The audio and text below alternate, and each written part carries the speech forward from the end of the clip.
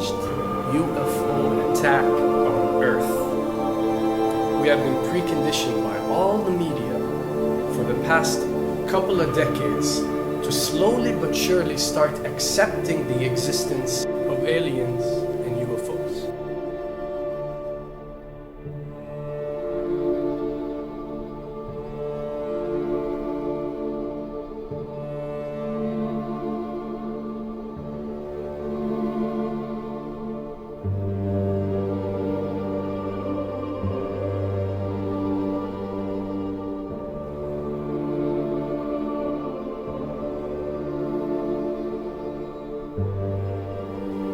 I can tell you right now that 99% of every UFO sighting that has ever taken place has actually not been an unidentified flying object, because this has always been military technologies.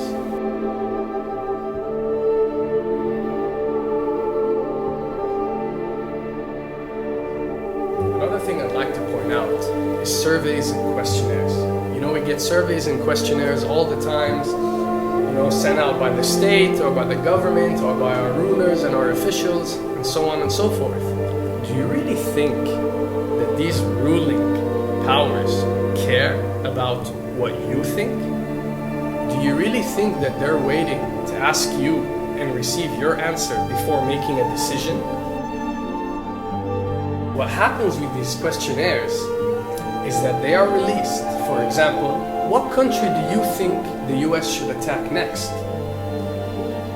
And if it yields back results like 70% of the US population believe Iran is the next country that should be attacked, this is actually a study conducted for the effectiveness of the media propaganda that they are using. So when they get such results, they look at it and they be like, all right, amazing.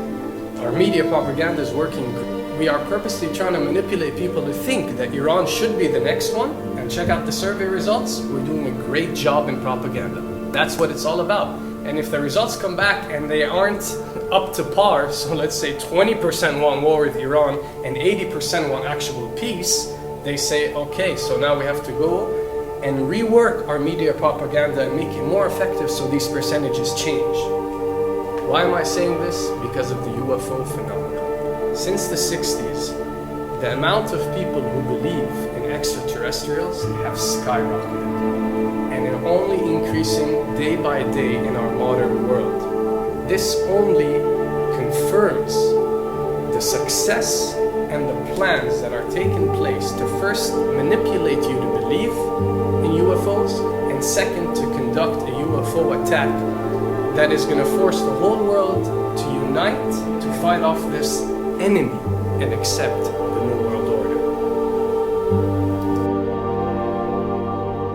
A former Canadian government official is warning we may be on the verge of intergalactic war, saying, quote, the Bush administration has finally agreed to let the military build a forward base on the moon, which will put them in a better position to keep track of the comings and goings of visitors from space, and to shoot at them if they so decide. I was introduced to the late Dr. Wernher von Braun, in the U.S., the father of rocketry. In my first meeting with him, during that first 3.5 hours, he said to me, Carol, you will stop the weaponization of space, because there is a lie being told to everyone that the weaponization of space is now first being based upon the evil empire, the Russians. There are many enemies, he said, against whom we're going to build this space-based weapon system. The first of whom was the Russians, which was existing at that time.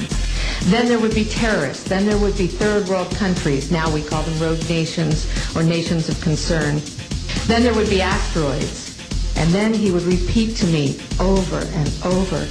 And the last card, the last card, the last card would be the extraterrestrial threat. As a military strategist, as a person who worked on the MX missile, which I did later, he said, you will find that there is going to be a spin to find some enemy against whom we have to build space-based weapons, and now we should expect the spin. And that's the formula, except that it's all based on a lie.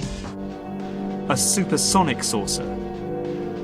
Called the Silver Bug, it was truly revolutionary. The plans show in detail a multi-jet engine craft that boasted amazing maneuverability and speed. It's an intriguing thought that this concept may tie in with the work of the German scientists who brought saucer technology to the US at the close of the Second World War. What was needed were certain cover stories. What do you do when people are spotting aircraft and then telling reporters that they've seen something very unusual flying out of an airbase in Nevada? And frankly, this was the origin of a lot of the sightings that took place in the mid-50s, 1954, 55, 56, of unidentified flying objects, the UFOs. So the CIA was involved in encouraging people to believe that, yes, they saw UFOs, and the CIA and the military tried to be very helpful to reporters to get these stories out, to divert the attention of the country, and particularly the people in this region, about what they had actually seen. Mexican Air Force pilots capturing on videotape what are said to be 11, count them, 11 UFOs. The Mexican Air Force has released a video that some of you are going to find difficult to believe. A journalist says it shows images of UFOs tracking a Mexican military plane. So what's the truth about UFOs? The story of successive attempts to develop radically new forms of flight, conducted under the strictest secrecy, is inextricably bound up with our relationship with UFOs over the last 60 years. Whether it's Allied pilots buzzed by strange balls of fire in 1942, or the Roswell incident 5 years later, there is a strong case to be made that secret military technology offers a convincing explanation for many UFO stories. Anytime the government has secrets that they can keep from us, they can manipulate us by those secrets. In essence, they still remain 25 years at least ahead of us in technology, information, and knowledge, and secrets, and they are using them against us.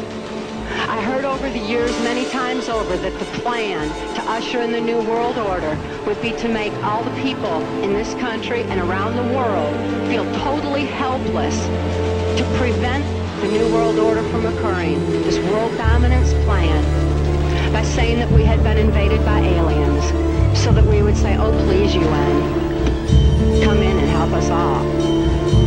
So bear in mind that there is a planned orchestration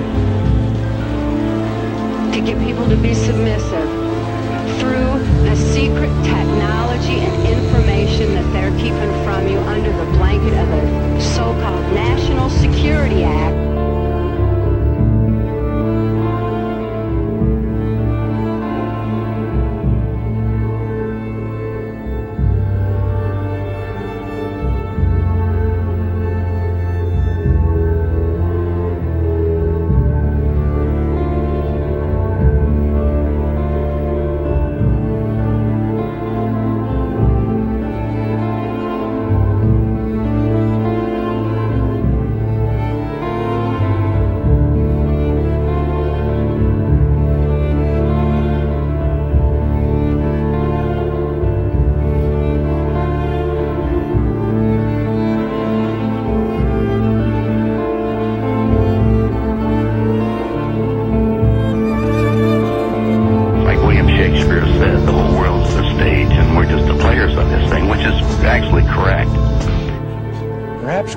Some outside universal threat to make us recognize this common bound. I occasionally think how quickly our differences worldwide would vanish if we were facing an alien threat from outside this world.